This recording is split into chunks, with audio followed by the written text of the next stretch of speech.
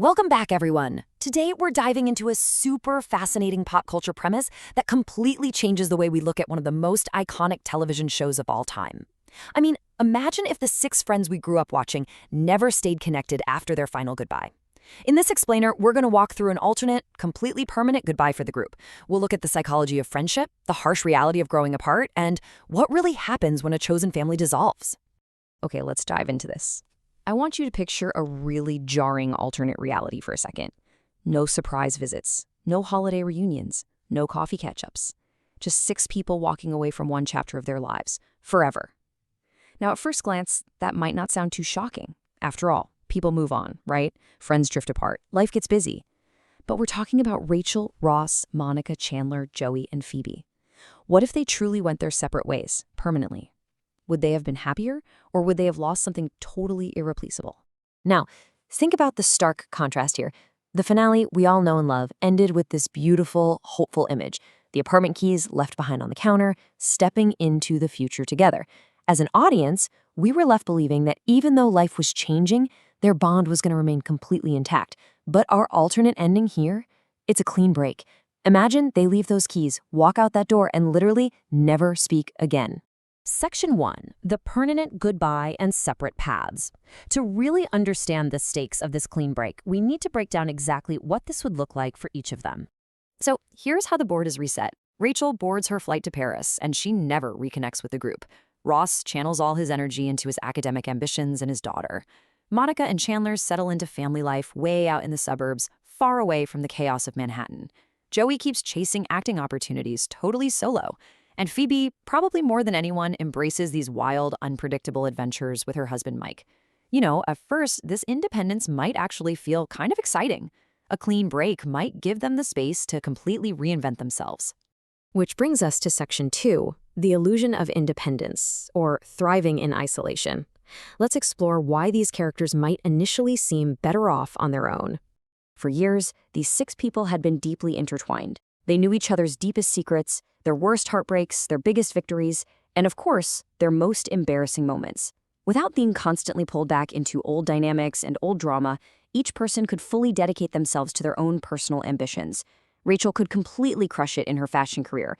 Joey might finally figure out who he is without relying on his friends as a safety net. For a while, each of them might genuinely thrive, because independence, for sure, often brings some massive personal growth. And this brilliantly illustrates the flip side of that independence. We have to remember how they actually got to where they are. Think about the biggest moments in their history. When Rachel stumbled into Central Perk in a wet wedding dress with literally nowhere to go, Monica gave her a place to stay. When Ross went through massive heartbreak, his friends dragged him through it. Monica helped Chandler become a way better version of himself. The group constantly cheered Joey on through countless brutal career failures, and they gave Phoebe a stability she had rarely ever experienced. Their past growth only happened because they relied on each other as a safety net.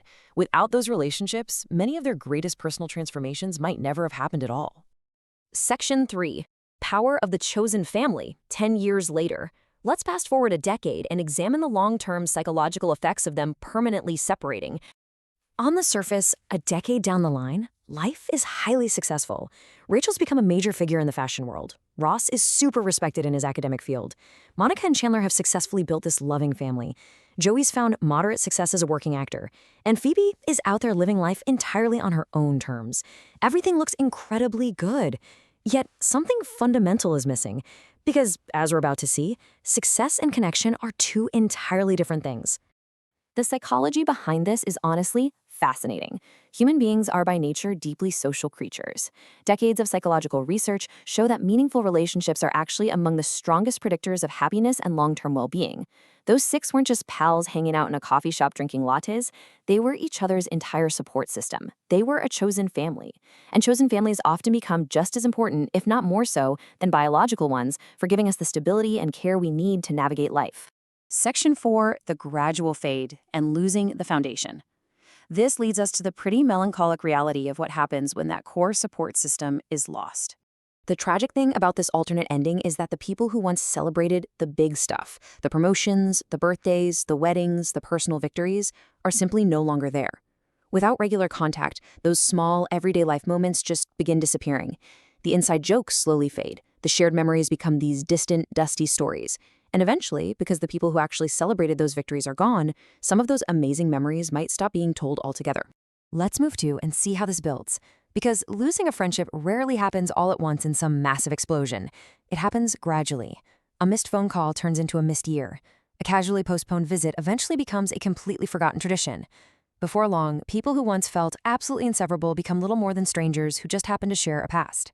Section 5, the real meaning of friends, strangers with a shared past. To really bring this into focus, let's place one of these characters back in a very familiar setting, years after they've drifted apart. Imagine Joey, years later, walking through the streets of New York, completely alone.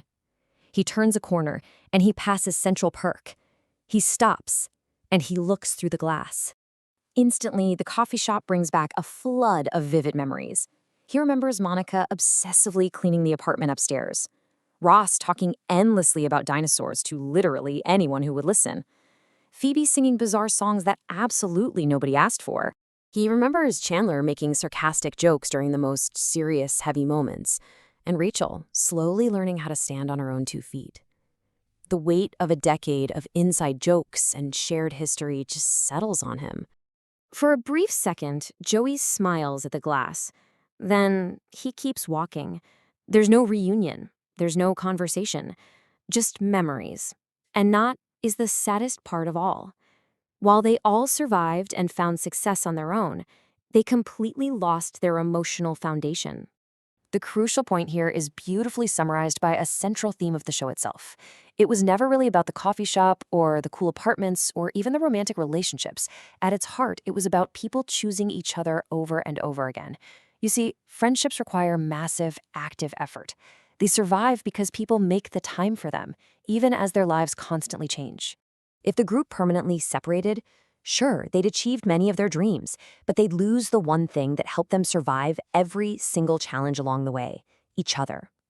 This is the real universal lesson hidden inside the source material, and it's exactly why the real ending resonated with millions of people. The creators didn't have to show us every future gathering. They just needed to suggest that while life changes, meaningful friendships can endure. Because the people who matter most are rarely the ones who make life perfect. They are the ones who make life's imperfections a whole lot easier to face. Which brings us to the end of our explainer. As you reflect on the alternate reality we've explored today, I want to leave you with a question to really think about. Which friendship from your own life would you absolutely never want to lose? Sometimes the most important relationships are the ones we simply assume will always be there. Thank you so much for joining me as we walked through this alternate reality. Take a moment today to reach out to your chosen family, and I'll catch you in the next explainer.